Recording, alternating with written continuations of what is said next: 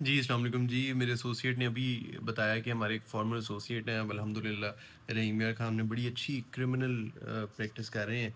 और उनका हमारे ग्रुप में मैसेज आया कि हमने एक 1.5 साल पहले एक मर्डर केस किया था, जिसमें फोरेंसिक एग्जामिनेशन मैंने जो है वो चैलेंज की थी before forensic expert during cross examination. तो वो पूछ रहे थे कि उसका सर रेफरेंस दें, हमारा भी सेम केस एक मैं कर रहा हूँ तो उसमें चाहिए। तो मैंने सोचा उनके लिए भी वीडियो ये बन जाएगी और आप लोग भी देख लेंगे कि जब भी मर्डर केस होता है, उसमें आप देखेंगे कि प्रोसिक्यूशन स्टोरी या थ्योरी जो होती है वो ऑलमोस्ट रिवॉल्व करती है। अगर आपने हाथ से गला दबा के किसी की डेथ हुई है, तो वो कहेंगे कि गला दबाया है। जैसे हमारे केस में जो अभी छुट्टियों के बाद भी मैंने इसी स्टेज पे है कि उसमें फोरेंसिक एक्सपर्ट पे क्रॉस एग्जामिन करना है।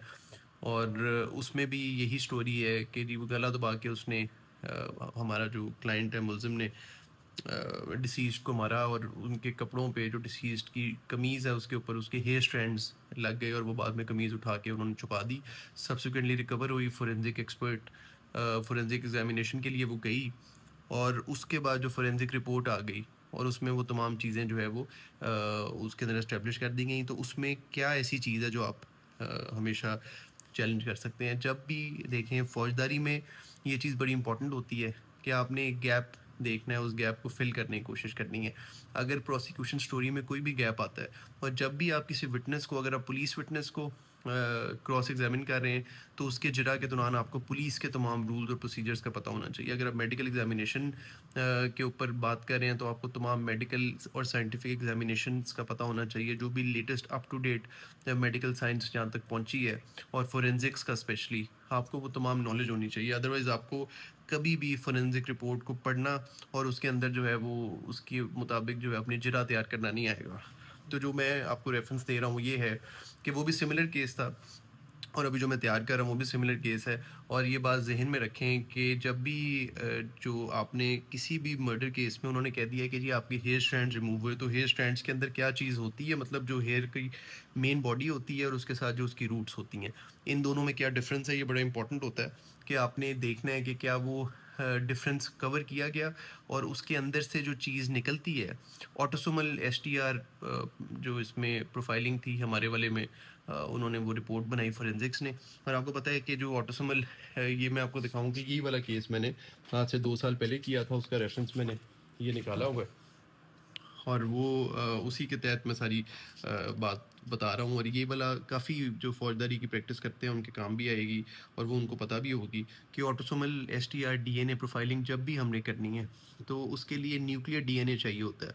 वो न्यूक्लियर डीएनए जो है वो आपके बालों की जो रूट्स होती हैं, जो आपके सर के नीचे वाइट वाला पार्ट होता है, वहाँ से हमेशा मतलब वो निकलती हैं, उसके अंदर वो डिपॉजिट होती हैं, और वहीं से न्यूक्लियर डीएनए आप निकाल सकते हो। और न्यूक्लियर डीएनए की बेसिस पे हमेशा ऑटोसोमल एसटीआर डीएनए प्रोफाइलिंग होती है। तो इस पे इम्पोर्टेंट बात ये है कि आपने पहले तो आपको जनरल जब ये बात पता है, तो आप कौन से ऐसे सवाल हैं, मैं आपको अपना वो केस देख रहा था, उसमें सिर्फ मैंने 6 से 7 सवाल किए थे, और अब इनफैक्ट मैंने जो नेक्स्ट सवाल बनाए हैं, वो ये आप देख रहे हैं हमारे नोट्स हैं, उसमें भी मैंने ऑलमोस्ट 6 ही सवाल बनाए हैं। एक तो ये बात देखनी है कि जब आपके बाल हैं, वो जो उसके बाल डिपॉज़िट हुए, जिस कपड़े से उसका गला घोंटा गया, उसके ऊपर जो बाल निकले और वो फोरेंसिक रिपोर्ट के लिए गए, फोरेंसिक रिपोर्ट उनकी बेसिस पे आई, और ऑटोसोमल जो डीएनए प्रोफाइल उसकी उन्होंने निकाली। उस डीएनए प्रोफाइल हमेशा किस बेस पे बनती है? न्यूक्लियर डीएनए के बेस पे बनती है।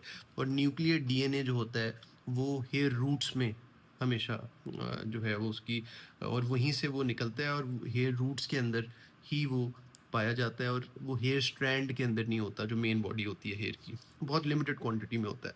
तो मैंने इसमें जब हमने पढ़ा था, और यही मैं अब रीट्रेड भी कर रहा हूँ अपना जो अगला मुकदमा है, और फोरेंसिक वाले इस बात में हमेशा लैग करते हैं कि वो प्रोसिक्यूशन स्टोरी पे अपनी एग्जामिनेशन जो होती है वो सही तरीके से नहीं कंडक्ट करते, और जो उनके पास जाती है उसी तरीके से वो एक सरसरी सी रिपोर्ट बना के दे देते हैं। तो मैं आपको एक गोल्डन टिप ये दे रहा हूँ कि आपने इस तरह की रिपोर्ट को जब भी क्रॉस करना है, तो आपने उससे पहले पूरी रिपोर्ट सही तरीके से पढ़नी है, और पहले आपने मेडिकल साइंस का जो बेसिक लॉ है वो इस्टेब्लिश करना है। वो 3 सवालों में इस्टेब्लिश हो जाता है। जैसे मैंने अपने मुकदमे में सबसे पहला सवाल उनसे पूछा कि क्या ये बात दुरुस्त है कि जो ऑटोसोमल एसटीआर डीएनए प्रोफाइलिंग है, वो न्यूक्लियर डीएनए की बेस पे होती है। न्यूक्लियर डीएनए की बेस पे होती है। तो वो आगे से नेचुरली इसका जो जवाब आएगा वो भी येस में आएगा। उसके बाद मैंने ये पूछा कि क्या ये दुरुस्त है कि जो हेयर रूट है वो मेन सोर्स है of nuclear DNA in forensic examination. और मैं आपको एग्जैक्ट अपना सवाल अगर बताऊं तो is it correct that the hair root is the natural source of nuclear DNA in forensic examination. उन्होंने कहा कि जी बिल्कुल। उसके बाद मैंने पूछा कि is it correct that autosomal STR DNA profiling nuclear DNA is required. ये भी उन्होंने कहा ठीक है। और उसके बाद तीसरा सवाल था कि is it correct that hair with attach root contain cell containing nuclear DNA. कि जो हेयर होता है उसकी जो रूट्स होती हैं उसके अंदर वो सेल्स होते हैं जो डीएनए प्रोफाइलिंग के लिए जो जिसमें जिसमें से न्यूक्लियर डीएनए निकलता है। तो ये इसी सीक्वेंस में अगर आप 3 सवाल अपने नोट कर लें तो एग्जैक्ट सीक्वेंस मैं अगर आपको बताऊं तो सबसे पहला उनसे पूछना है कि is it correct that hair with attach root contain cell containing nuclear DNA. कि क्या जो रूट्स हैं वो न्यूक्लियर डीएनए कंटेन करती हैं। इसका जवाब मेडिकल साइंस के मुताबिक वो ना नहीं दे सकते, उन्होंने हाँ ही देना है। और उसके बाद जो है वो अगला सवाल था कि क्या ये दुरुस्त है कि ऑटोसोमल एसटीआर डीएनए प्रोफाइलिंग के लिए न्यूक्लियर डीएनए चाहिए होता है। वो उन्होंने जवाब दे दिया कि जी बिल्कुल चाहिए होता है। और तीसरा is it correct that hair root is the natural source of nuclear DNA in forensic examination. ये 3 सवाल हैं जो बेस इस्टेब्लिश करते हैं मेडिकल साइंस की। उन तीनों सवालों में उन्होंने ये इस्टेब्लिश कर दिया कि फोरेंसिक वाले ने खुद इस्टेब्लिश कर दिया कि न्यूक्लियर डीएनए से एसटीआर डीएनए प्रोफाइलिंग होती है, वो होती है। और वो बिगेस्ट उसकी जो सोर्स है वो आपकी हेयर रूट है, हेयर स्ट्रैंड नहीं है। एक ये बात जब इस्टेब्लिश होती है तो फिर आप फोरेंसिक रिपोर्ट में मैं जिस तरह आया था मैंने उसके बाद फोरेंसिक रिपोर्ट सामने रखी और उनसे पूछा कि is it correct that your report does not mention whether hair strands had roots attach to them. ये बड़ा कैटेगोरिकल क्वेश्चन है एग्जैक्टली जो उनसे मैंने पूछा। मैं आपको फिर पढ़ के सुना देता हूँ कि is it correct that your report does not mention whether hair strands had roots attached to them। कि क्या ये दुरुस्त है कि आपने जो रिपोर्ट बनाई उसमें ये मेंशन नहीं है कि जो हेयर स्ट्रैंड के साथ रूट अटैच थी। अब इसी बात को मैंने 2-3 दफ़ा रीट्रेट कराना है और अपना एग्जामिनेशन हमने ख़त्म कर देनी है। अपने अगले केस में भी और पिछले केस में भी। तो ये 3 दफ़ा मैंने मर्डर केसेस में इस बेस पे फोरेंसिक को शैटर किया हुआ है अल्हम्दुलिल्लाह। दूसरा सवाल is it correct that your report does not describe condition of any attach root. कि वो जो कंडीशन जो है उसकी अटैच रूट की वो आपकी रिपोर्ट में नहीं मेंशन्ड। इसका भी वो जवाब ज़ाहिर है जब रिपोर्ट में आपने बताया ही नहीं कि वो जो स्ट्रैंड है रूट लेस था या रूट बेरिंग था तो आप ज़ाहिर है इसका भी कंडीशन भी नहीं बताई होगी। उन्होंने कहना है कि जी करेक्ट। तीसरा is it correct that you did not mention whether the hair was root bearing और रूटलेस। वही बात जो पहले आपको बताई इसका भी जवाब वो देंगे कि जी नो। अब ये तीनों चीज़ें जो आपने बता दी हैं सबसे पहले आपने पूछा कि जी जो आपकी रिपोर्ट के अंदर ये मेंशन ही नहीं है कि हेयर स्ट्रैंड के साथ रूट है या नहीं। उन्होंने कहा जी बिल्कुल मेंशन नहीं है।